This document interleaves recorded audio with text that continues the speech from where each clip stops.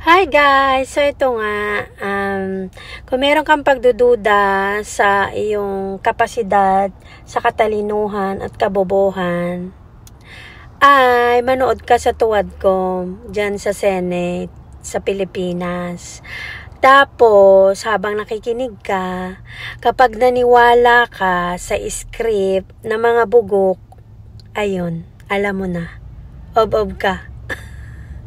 Pero kapag unang mga linyahan pa lang at alam mong hindi ka naniniwala at hindi totoo, ayun, napakatalino mo. That means hindi ka uto-uto at hindi ka nakinig sa kanilang mga kalokohan.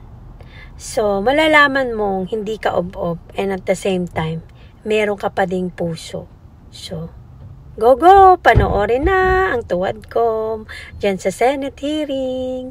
At kapag naniwala ka, ob-ob ka. Libre ako, 81.